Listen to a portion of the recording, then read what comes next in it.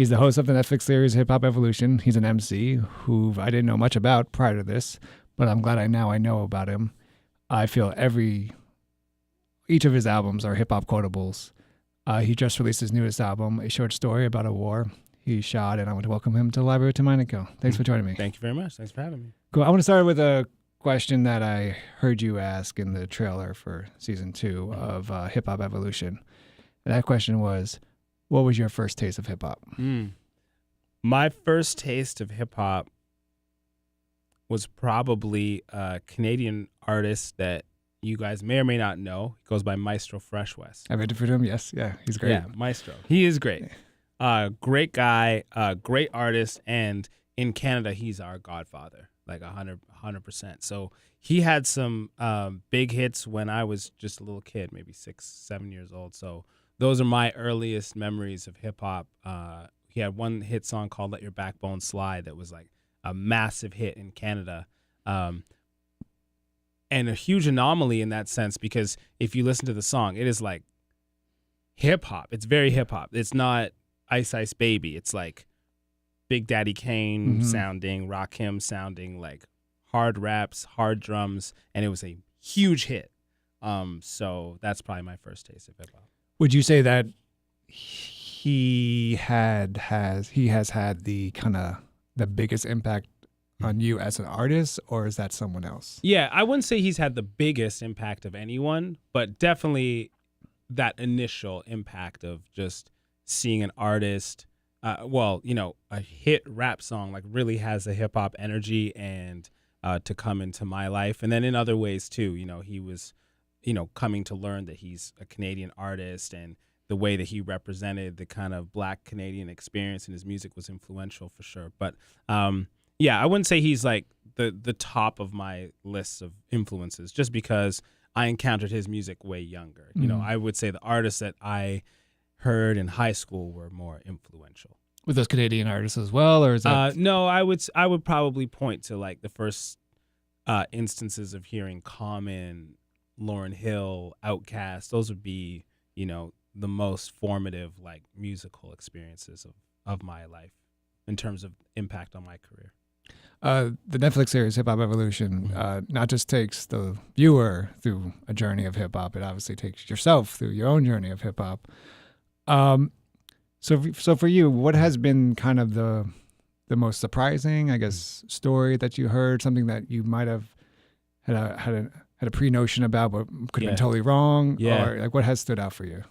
Well, there's a guy in the first season, DJ Hollywood, that I didn't know about, and I actually think a lot of hip hop heads maybe didn't know about, who was just the biggest DJ in New York in a certain time in the 70s, and pioneering in terms of rap, like what we understand as rap. He's like a pioneer, and that was news to me. I didn't know about that. He was from Harlem, and what the story that we often hear is about the Bronx, and of course, rightfully so. So that was new to me. Trying to think of other things. I mean, a lot of the other learning too is it's a different kind of learning for me. It's like more the physical, visceral learning of being in a place, right? Being in the Bronx and feeling the energy of that place and the mix of cultures that produced hip hop, and actually having contact with it and kind of getting to know it on that level has been a big part of what I've learned too. In the trailer for season 2, Q-Tip talks about Nas, and obviously Nas, Illmatic. I mean, what more can you say, right? One thing Q-Tip says in the trailer, he says Nas was in a sense true, quote unquote, true hip hop. What is the definition of true hip hop in this sense? Yeah, I think I know what he means. Part of the reason why Illmatic is held in such high regard, I think, is because it's still in the minds of music fans and hip hop heads. That is essentially hip hop. This young, gritty, wise poet and beats that are grimy and soulful That's essentially hip hop. Yeah. Do you know what I mean? Yeah, totally. So I think that's kind of like what he means, and I do think that remains like the essential elements of what you would call hip hop are those things. There's something that happens and I should have wrote this question down, but there's something that happens during your interview in the Grandmaster Caz episode, the Underground to the Mainstream episode, where they talk about the famous battle, but then they talk about. And then there's a Rodney Dangerfield rapping, right? And the idea being that rap became easy for people. Mm-hmm. You fast forward today, it's the most successful genre now, most popular genre. Yeah. You have YouTube stars, you have SoundCloud producers, et cetera, et cetera. Is rapping just as easy now as it was when the Rodney Dangerfield dropped an album? I mean, does it feel that way? Yeah, I never really thought about that, but in a sense, yes. In the sense that there was a time, as hip hop was developing and artists were expanding the boundaries of the genre and developing and like making the genre more sophisticated and more elevated, where like you had to be great to be involved. People listened for greatness. Mm-hmm. Of a certain kind, and now that's not what people listen for. It's not what a lot of people listen for. So in a sense, yeah, because rap is essentially easy. Right. Like, it is essentially easy. To be great at it is hard, but it is essentially easy. And there's something nice about that in the sense that like it means that anyone can use it to express themselves. Right. Theoretically, if you have rhythm, which every human being is supposed to have, and language, which most human beings have too. You should be able to do it, but to be great at it is hard. And there was a time, especially as like the genre developed, probably like in the 90s or whatever, like you had to be great. I mean, the standard, we brought up Illmatic. Illmatic raised the bar. You had to approach that level of rapping. Rappers before that were like, well, I have to get way better. Right. And the same thing happened with Rakim. It's like we interviewed DMC about Rakim, and I said, what did you think when you heard Rakim? He's like, I knew we were done.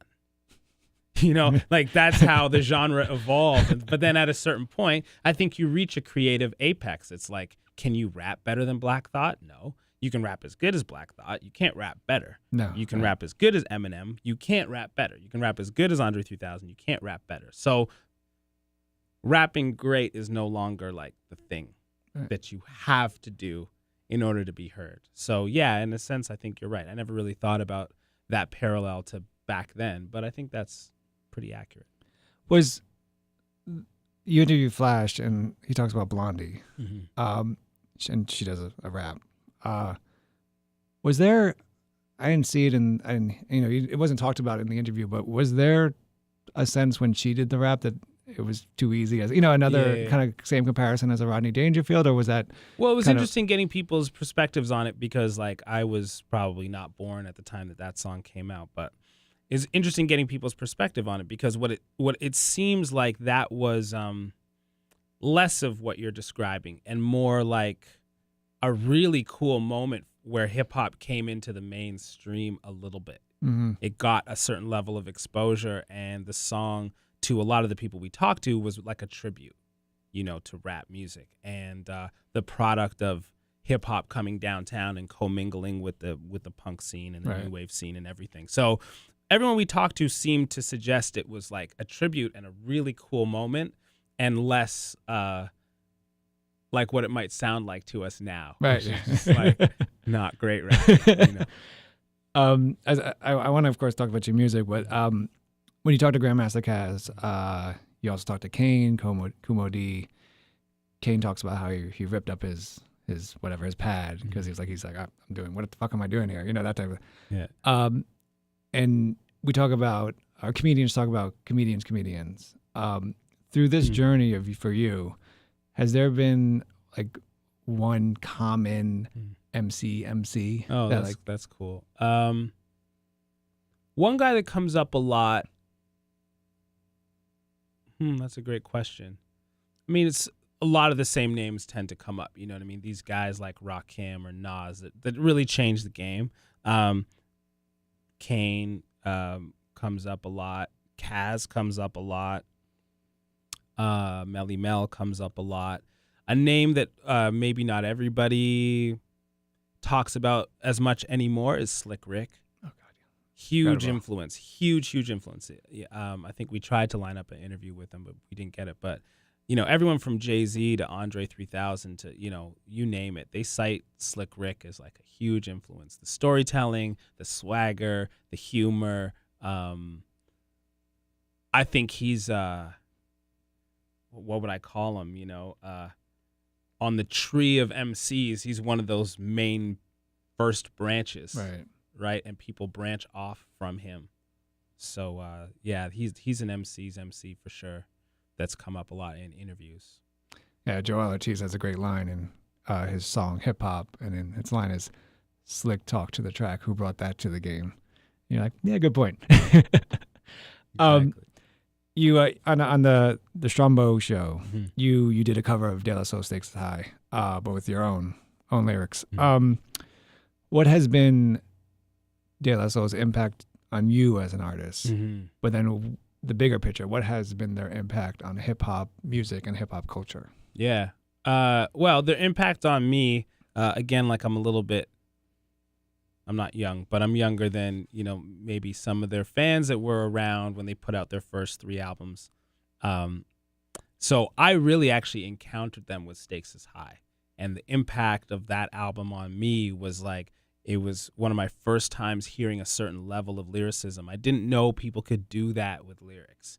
Some of the wordplay in there, trying to think of on Stakes is High specifically, but he says something like,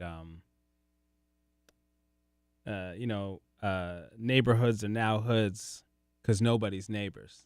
And he goes on. There's so much great wordplay and describing a situation really poignantly. So as a 15, 16-year-old just that grew up watching music videos, and I love it all, it's all fun, and Michael Jackson black or white video, it's all cool. But then, you see a video and you're like, wow, yeah, they're saying something special. So that was part of the impact on me. And then going back and learning about what they represented and their aesthetic. And so for a kid like me that didn't necessarily relate to what else was popular at the time in hip hop, like maybe Wu-Tang or DMX or something, didn't feel like that's who I was. Artists like that meant a lot to me. So I'd say in those 2 ways, De La Soul is very influential on me. And I would say in those same ways on hip hop. They're very hip hop and very great, but just kind of broadened the picture of what hip hop could be. During an interview, you were talking about lyrics and writing lyrics for albums. And you said you wait for a lyrical idea that surprises you before writing. What does that mean? And where are you when this? Is there a place that you're driving? You're, I don't know, walking around that this hits you? How does this work? Yeah. Well, do you write? I've been trying to write a lyric since college, and okay. been failing. Do you write? Do you write other things or? I mean, basic, just write to write, nothing like. But but also the same thing of questions or interview questions or stuff like that. Yeah. Yeah, I think what I mean by something that surprises me, I'm just asking because maybe you relate to this, but I guess I'm always looking for something that feels better than me. Mm-hmm. Do you know what I mean? I don't know. Surprise is a big part of entertainment. And so if something surprises me, I think it can surprise somebody else. If it's something that I feel like, it's weird to say this about yourself, but if it's something I feel like, oh, I could have come up with that, it's weird. I'm still coming up with something, right. But if it doesn't feel like that's something I would ordinarily come up with, then it feels like it can be surprising to a listener. So that's what I'm looking for. And that tends to happen oftentimes in the shower or something, or in a sort of deeper level of meditation and kind of deliberate thinking, thought, meditation, prayer, just deeper posture of thought. Either or the complete opposite, I'm not thinking actually. Right. Those are the 2 situations. that generally produce those kinds of ideas for me. And I think the common denominator is there's situations where I'm not thinking about myself. Right. That's what I think is the common denominator. I'm just not self-conscious. I think Bill Withers said, I heard him doing an interview and they asked him about a song and he's like, how'd you come up with it? And he was like, I don't know, walking around, taking a shower. And you're like, oh okay. Yeah. And you can't write a Bill Withers song. No. You can't think about it and do it. Like, come on. You can't write Lean on Me. No. Not in a million years you can't write that song. No. Incredible. I want to go to some of your earlier work. The Old Prince Still Lives at Home. Mm-hmm. You talk about the idea being is that you can't afford this instrumental, right? What has been the blessing and the curse of not being able to, quote unquote, afford that kind of poppy, I don't know, $1 million instrumental? Yeah. For you? Yeah, that's an interesting question. For me, well, what I've discovered about myself is that even if I had, like, I don't think I'm capable of achieving like pristine sound. Like, it's just not me. You know, like if people can't see me, but like I can't.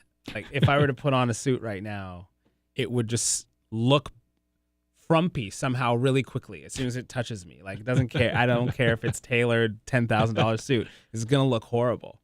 Not horrible, but it's gonna feel like me, you know? Mm-hmm. So I feel like it's the same way with my music.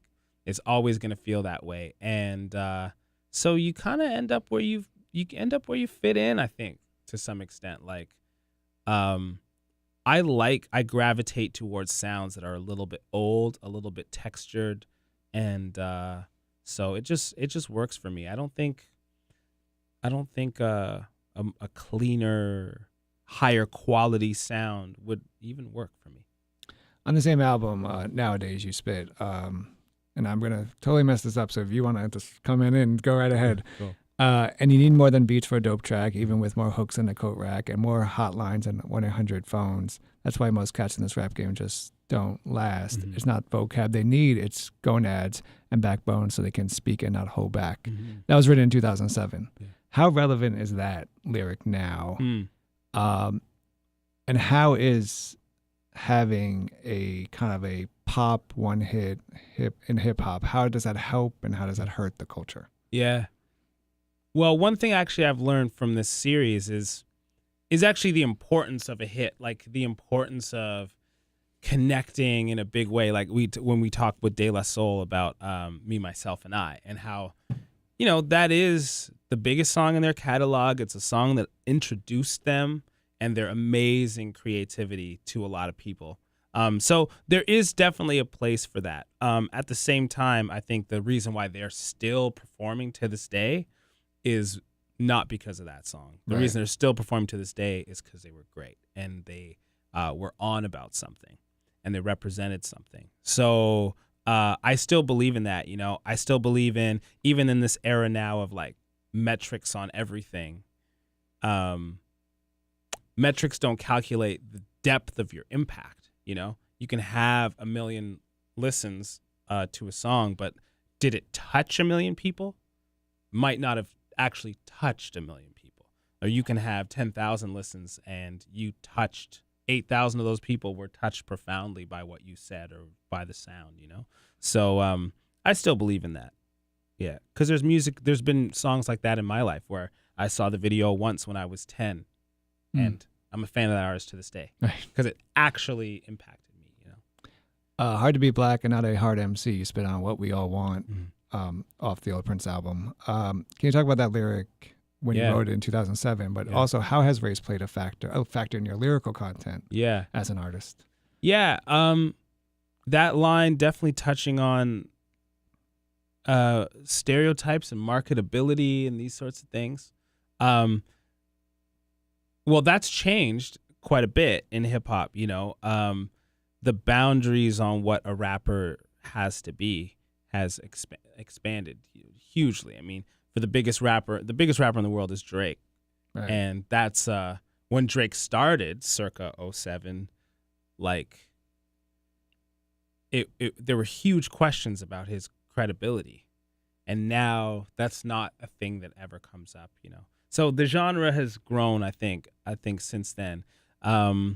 not that there aren't still issues of representation and equality in the music and outside of the music, but I do think that what a rapper can be now is, I mean, some people would say it's almost too broad, the definition. Yeah.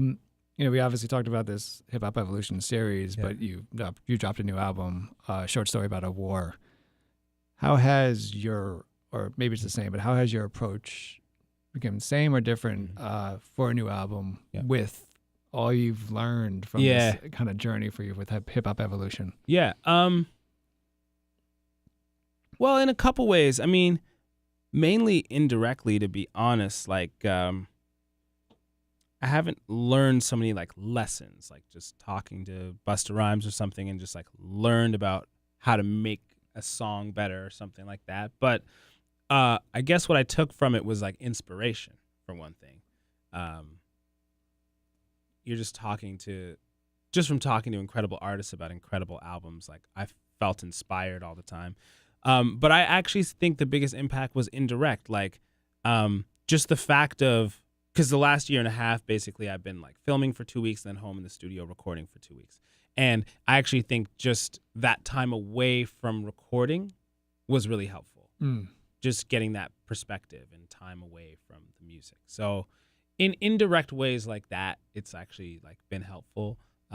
There's nothing I like learned that I went to the studio and went, let me try this. Because like, I don't know, Q-Tip did this on Low End Theory or anything like that. But the inspiration just constantly there. Yeah.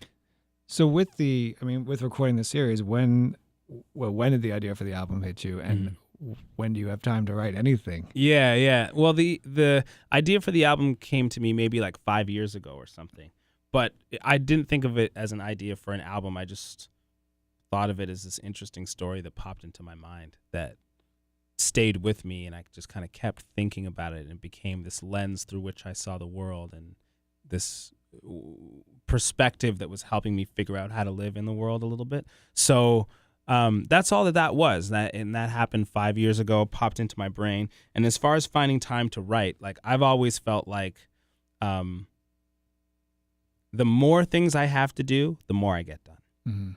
That's always been me. I've always known that about myself.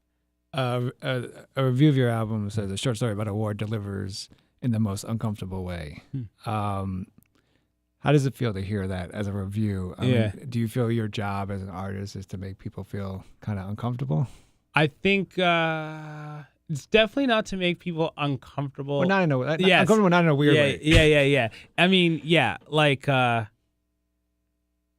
I heard someone say, like, an artist is supposed to simplify what people have overcomplicated and complicate what people have oversimplified. So in that sense, you're trying to disturb, right? And so I do think that that's accurate. And then also I think that uncomfort, if you look at that in a certain sense, what you're doing is creating, disturbance, surprise, you're pushing people in a certain direction. I think that's all part of the artist's job for sure. So, I think if your intent is to make something a little uncomfortable, which this album is, then that's a good thing. If your intent was to make, like, I don't know, something comforting, then you failed. But yeah, I think I take that as a compliment with this album. The intro track also talks about how this was a poem. Mm-hmm.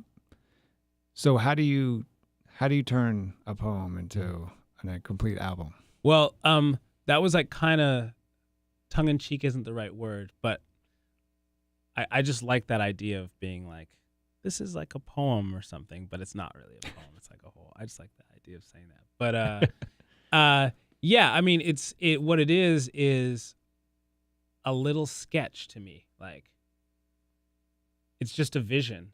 Mm-hmm. It's not even, I call it a short story about a war, and it does have a bit of a plot, but it's almost more like just a glimpse, an image that I saw in my mind of this other world with all these characters and everything. And so I think when I said it started out with a poem, I think what I mean is this is nothing but a sketch. This is nothing but a glimpse. It's just like a humble little short story, but there's a lot in there. The intro track also talks about, to me, it was a commentary on capitalism and what it teaches kids in terms of order to, to make it big, you have to crush the little guy, right? Um, you look at commercial hip hop today, and for a while, I think, and you kind of feel like you could have the same commentary that it's a celebration of capitalism. Um, do you view commercial hip hop this way? But also, has in order to be commercial hip hop, does it have to be this celebration of capitalism? And what has changed in the culture to kind of make it this way? Yeah. Well, I think that in hip hop you get this really raw representation of the values of the culture, right? And capitalism, to a great extent, is like competition to survive, and the stakes are so much higher in certain communities. The communities that produce hip hop. And so, what you end up getting is like a celebration of that survival and what people have had to do to survive.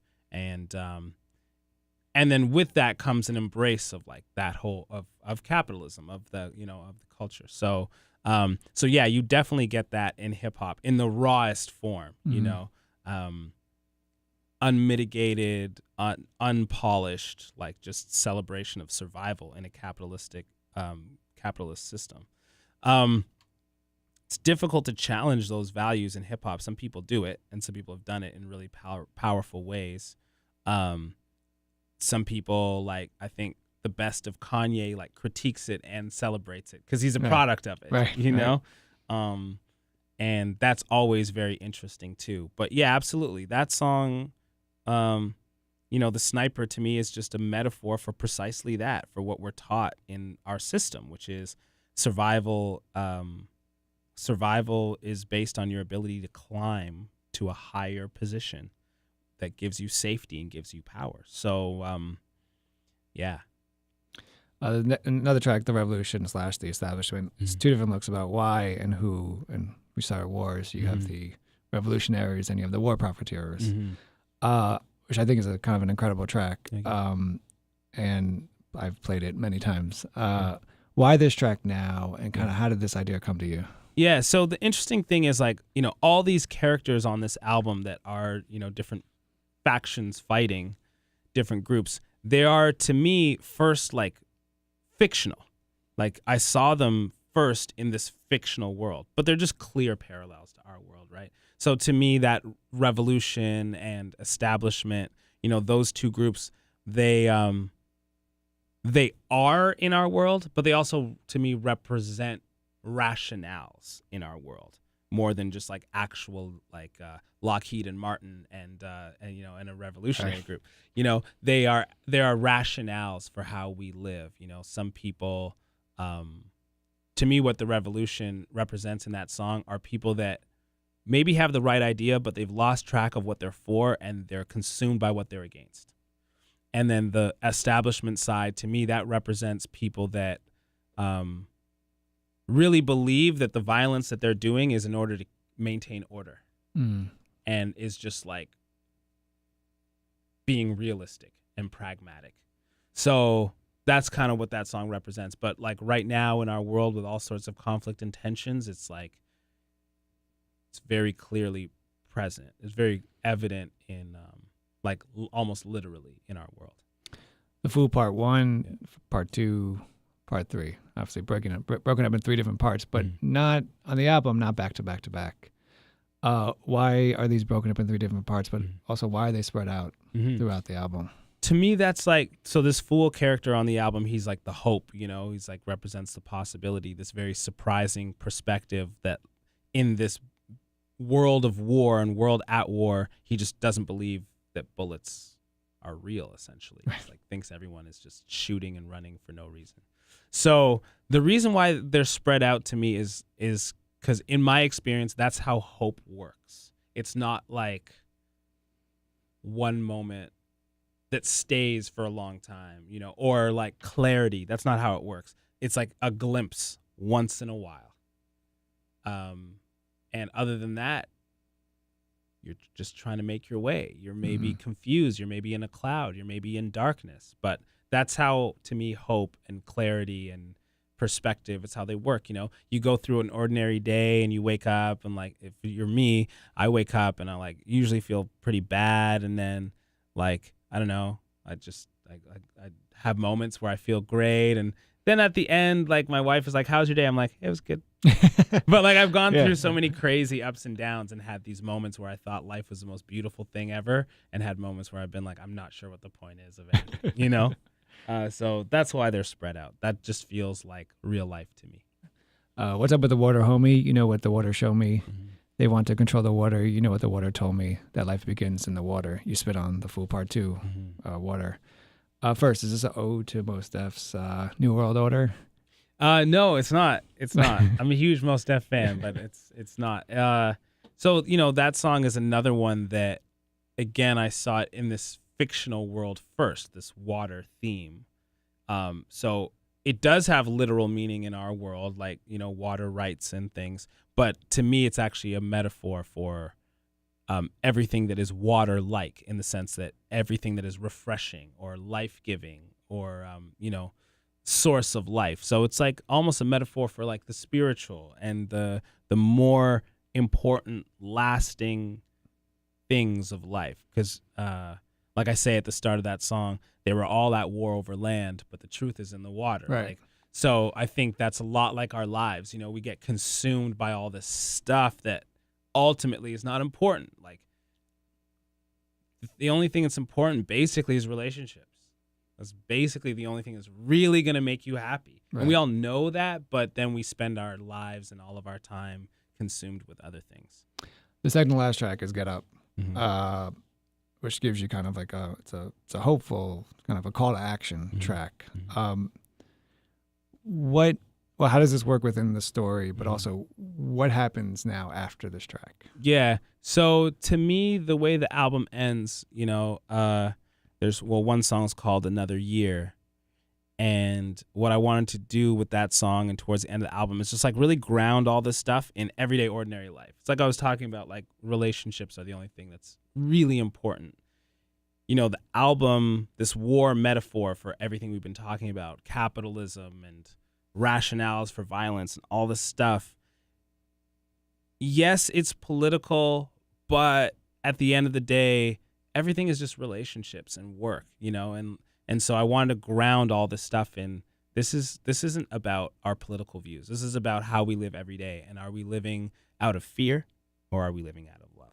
And that's basically it, And then kind of wanted to end it on a triumphant sort of celebratory note, partly because I don't like depressing people, and then also partly because that's, at the end of the day, my sense of how to live, Yes, this is my view of the world, that it is, you could compare it to a war, and that's really dark.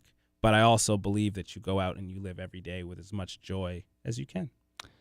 If you take this whole album, is there a track on it for you that kind of best represents the purpose of the album? I guess with this, it might be a little hard with this, but one or two tracks. No, for sure. The first song really introduces, because I do think that sniper character and that character's perspective is our default perspective in the world, in our world that we live in. So I do think that one's kind of representative. And I also think that the last song is sort of representative. There's just a few lyrics that I feel like sum up the whole album. I say, I wield weapons. Why? Because I feel threatened. Why? Because they wield weapons. Why? Because they feel threatened. It's just sort of, to me, that's a summation of what I'm talking about, which is how much fear drives our behavior in the world. You've had a good career so far. Obviously, you just dropped this new album. Do you have for someone who's been trying to write a lyric for 80,000 years and has been failing lovely, do you have a lyric that you've written that kind of is like your, oh shit, I can't believe I wrote that lyric type thing, that you kind of look back or you read or you hear and you're like, I'm good. Damn, that was good. I'm trying to think, man. Yeah. There's one I wrote that I said, hold on, let me just remember it for a second.